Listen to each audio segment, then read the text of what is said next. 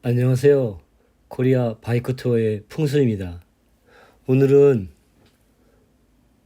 지난 그란폰드 답살로에서 마이산 북부 예술공원에 왔습니다. 이 영상을 보시는 모든 분들이 안전하고 즐거운 추억이 남는 대회가 되었으면 좋겠습니다. 지난 그란폰드의 특징을 세 가지로 요약할 수 있는데요. 첫 번째는 많은 낙타등이라 볼 수 있는데요. 용담호 주변의 낙타등은 물론이고요. 그곳 가기 전에도 많은 낙타등이 있는데 낙타등이 좀 크면 2, 3분이고요. 짧으면 1, 2분짜리도 있습니다. 두 번째는 고개가 많은 것에 비해서 상승고도가 높지 않은데요. 답사를 해보니까 약 1200m 정도니까 다른 그란폰드보다 절반 정도의 난이도를 갖고 있다라고 생각하시면 될 것 같아요. 그리고 또 하나는 긴 어필이라도 가장 긴 콤 구간일지라도 10분을 넘기지 않는다는 거죠. 보통은 이런 경우도 빠르면 4, 5분, 느리면 7, 8분 정도 소요되고요. 다른 언덕도 마찬가지예요. 그 언덕을 안 좋아하시는 분들이라도 충분히 소화할 수 있는 그런 그란폰드가 아닌가 생각이 듭니다. 다음은 화장실의 위치를 확인해 보겠습니다. 공중 화장실이 세 군데가 있는데요. 지금 동그랗게 표시되어 있는 부분은 대회가 진행되는 시작되는 곳이라 볼 수 있는데요.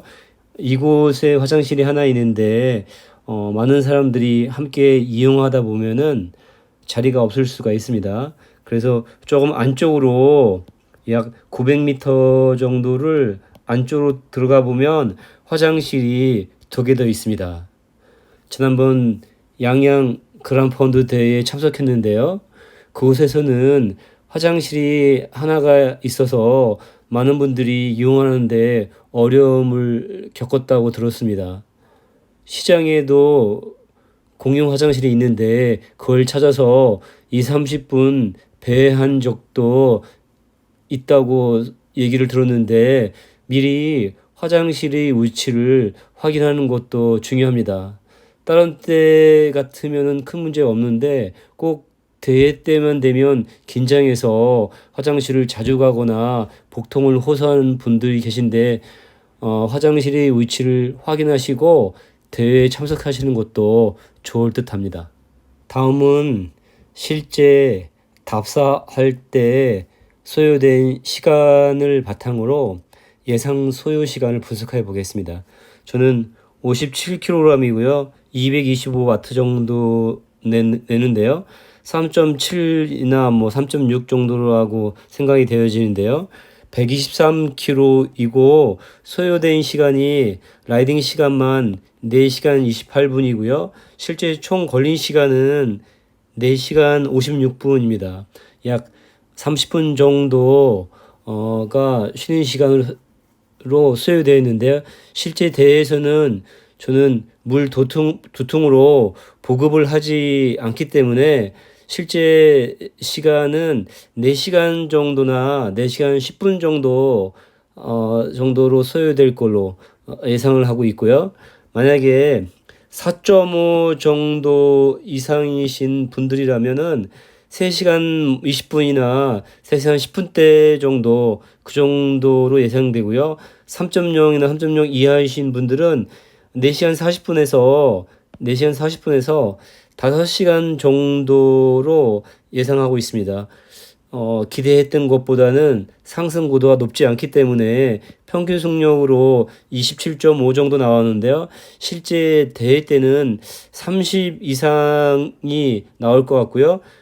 심박도 138 정도 나왔는데 대회 때면 되면 심박이 높아서 155 정도를 올라간다고 감안하면 지금보다 더 좋은 기록으로 대회를 마칠 수 있을 것 같습니다.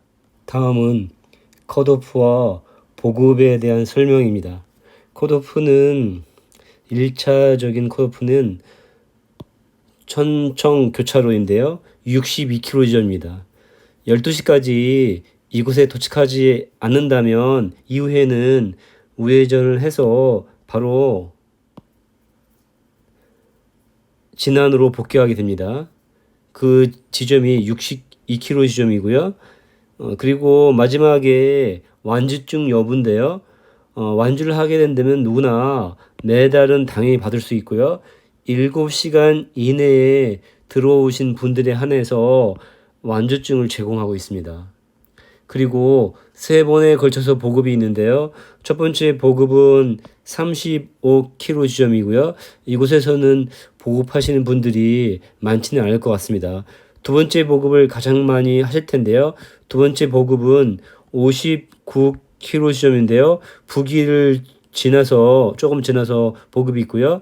용담호를 지나서 세 번째 보급인 91km 지점에서 마지막 보급이 진행됩니다. 아마도 마지막 보급에서는 물과 가벼운 이온음료를 드시고 출발하지 않을까 그런 생각이 드네요. 다음은 가성비 분석인데요.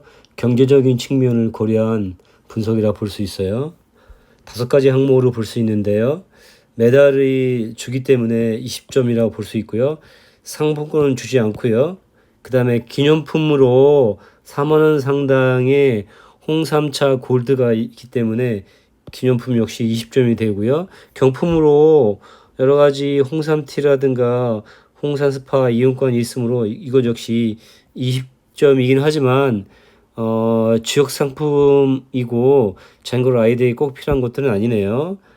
그리고 메달도 오른쪽에 잘 보이고요. 그 다음에 보급은 대회가 진행되지 않기 때문에 어떻게 될지 모르지만 보급은 요즘에 잘 주는 추세입니다. 부족하지 않고 충분하게 수박도 주시고 오렌지도 주고 아이스크림도 주고 넉넉한 편이라서 아마도 최소한 80점 이상이 되기 때문에 평균적인 그런 가성비를 갖는다고 볼 수 있는데요. 경제적인 것보다는 차량 통제를 완벽하게 함으로 인해서 얼마나 안심하고 안전하게 라이딩을 할 수 있는가 그것이 더 중요하지 않을까 그런 생각이 듭니다. 다음은 콤 구간의 분석인데요. 콤 구간은 무름 로제라고 스트라바 구간에 이렇게 써 있네요. 콤 구간은 약 1.5km 정도이고요. 평균 경사가 5.6%로 높지 않습니다. 그리고 쭉 직선인데요.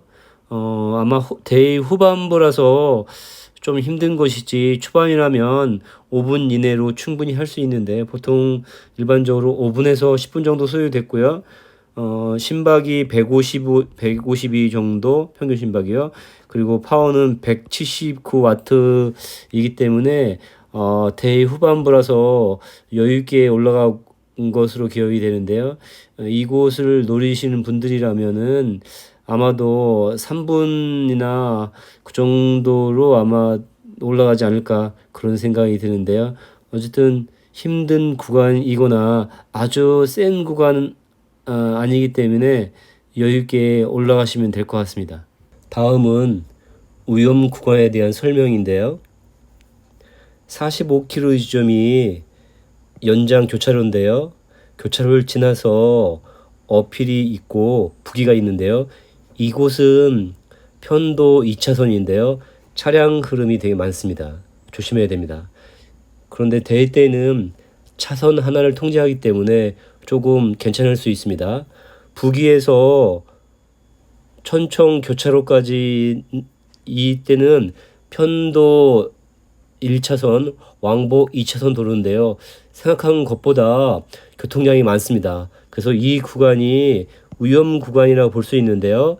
갓길이 좀 있긴 한데요. 갓길이 조금 괜찮은 편입니다. 그래서 차량 통행이 많다면 갓길 쪽으로 달리시는 것도 괜찮은 방법 중에 하나인데요.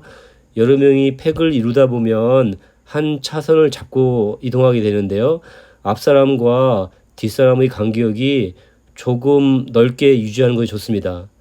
대부분 그룹 라이딩에서의 사고는 앞사람의 뒤쪽 타이어하고 뒷사람의 앞바퀴가 부딪혀서 뒷사람이 넘어지는 경우가 대다수인데요.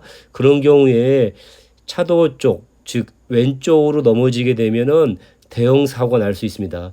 뒤에 따라오는 차량과 부딪혀서 사고 날 수 있어요. 그래서 넘어지더라도 될 수 있으면 오른쪽으로 넘어지게 되면은 뭐 어깨나 팔 등의 부상으로 그치지만 왼쪽으로 차도 쪽으로 넘어지게 되면 큰 부상의 위험이 있으니까 앞사람과의 간격을 충분히 유지하면서 달리시는 것이 좋습니다. 그리고 82km점에서 92km점까지는 낙타등인데요. 여기는 오르락 내리락이 심한데요. 그 대신에 경사가 높지 않습니다. 그래서 내리막에서 빨리 달리시는 경우가 있는데 이런 경우에 중앙선을 넘으면 위험할 수 있습니다. 언덕이 가파르거나 그러면은 조심하는데 작은 낙타 등의 경우에는 중앙선을 가로질러서 그룹 라이딩 하는 경우가 많은데 이런 경우 시골에서는 차량 통행이 적기 때문에 반대쪽에서 오는 차도 중앙선을 넘어서 올 수가 있으니까 조심해야 됩니다. 절대로 중앙선을 넘어서 달리면 안 됩니다. 그리고 보급이 있는데요. 보급 지나서 2, 3km 정도는 차량 흐름이 많은 편이라서 조심해야 됩니다. 전반적으로 낙타 등이 많은 용담호는 대체적으로는 안전한 편이고요. 이 용담호의 끝자락에 있는 오른쪽 부분만 조심하면 큰 사고 없이 무사히 완주할 수 있을 거라고 기대합니다.